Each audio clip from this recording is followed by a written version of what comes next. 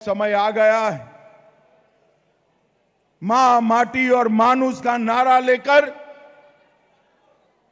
संतरास की राजनीति करने वाली ममता बनर्जी को हटाने का। खेला तो होबे, खेलाटार नाम दुरंत खेला। एसो खेलबे, एसो साहस थाकले खेलो और ना थाकले लेज गुटिए पालाओ। ममता दीदी कहती है खेला होबे, लेकिन मैं कहने के लिए आया हूं ममता दीदी এবার খেলা শেষ, এবার উন্নয়ন শুরু। যত চোর, ছ্যাঁচোর, চিটিংবাজ, 2 নম্বরী, মাতাল, মদ্য, পাতাখোর, বেঈমান, ঘুষখোর, গাঁজাখোর, 2 নম্বরী, ধর্ষক, খুনি সব বিজেপিতে। শুরু ভোটযুদ্ধ, প্রথম দফার নির্বাচন শুরু হয়ে গেল, চলছে ভোট গ্রহণ। রেকর্ড সংখ্যা কেন্দ্রীয় বাহিনীর নিরাপত্তার মধ্যে দিয়ে ঐতিহাসিক নির্বাচনের সাক্ষী হচ্ছে পশ্চিমবঙ্গবাসী।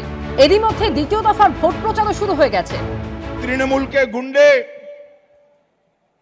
कॉलोनी कॉलोनी जाकर, बड़े बड़े फ्लैट्स में जाकर कहते हैं निकलना मत, 29 तारीख को तकलीफ होगी।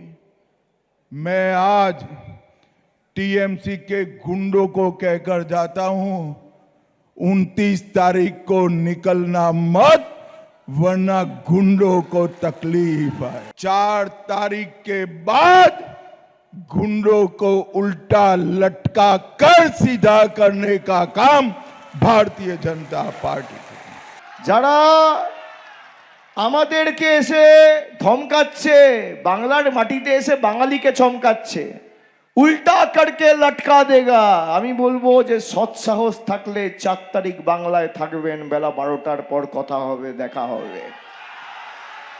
কে কাকে উল্টো করে টাঙায় বাংলার মানুষ দেখিয়ে দেবে 4 তারিখ। একদিকে যখন প্রথম দফার লড়াই চলছে, তারই মধ্যে এই দ্বিতীয় দফার ভোটের প্রস্তুতিও শুরু করে দিয়েছে সব পক্ষ। শিবাশিস মৌলিক ও আশাবুল হোসেনের রিপোর্ট, এবিপি আনন্দ। দীর্ঘ 20 বছর পর পশ্চিমবঙ্গে একা ভোটে লড়ছে কংগ্রেস। ইতিমধ্যে একবার প্রচারে এসে তৃণমূলকে কড়া আক্রমণ শানিয়ে গেছেন রাহুল গান্ধী। বৃহস্পতিবার প্রথম দফার ভোটের দিনও ফের সেই পথে হাঁটলেন তিনি।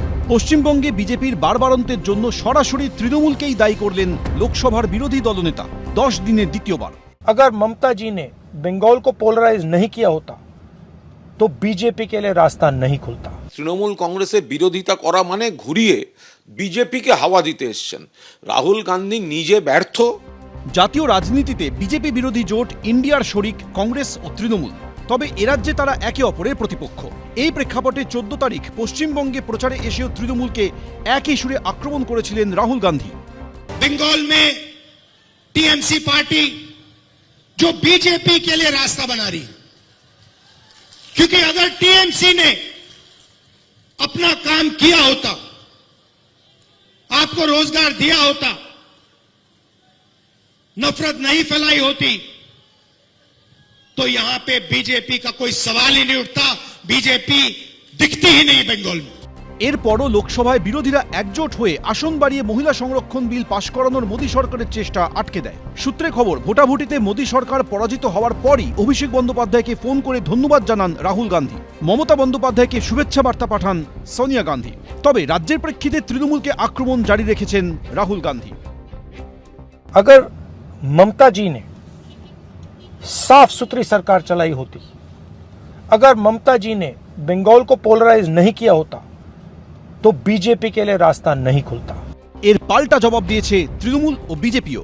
রাহুল গান্ধী দুদিন বড় বড় কথা বলবেন, তারপর কম্বোডিয়া না কলম্বিয়া কোথায় গিয়ে ঘুরে বেড়াবেন। মমতা বন্দ্যোপাধ্যায় যেখানে গোটা দেশে বিজেপিকে মোকাবিলা করার যে তিনি মুখ, তৃণমূল কংগ্রেস হারাচ্ছে, সেই সময় তৃণমূল কংগ্রেসের বিরোধিতা করা মানে ঘুরিয়ে বিজেপিকে হাওয়া দিতে এসছেন।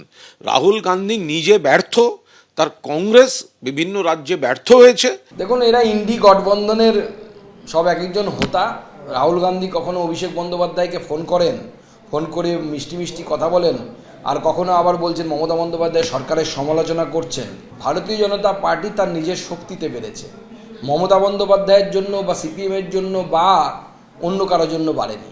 বহু বছর ধরে ভারতীয় জনতা পার্টি হয়তো সিট পায়নি, কিন্তু কন্টিনিউয়াসলি গণতান্ত্রিক পদ্ধতিতে লড়াই করে গেছে গণতন্ত্রের জন্য, বাংলার মানুষের জন্য। এবং বাংলার মানুষ ভারতীয় জনতা পার্টির এই নিরবিচ্ছিন্ন লড়াইকেই সম্মান দিয়ে পরবর্তী সময় ভারতীয় জনতা পার্টিকে আশীর্বাদ করেছে।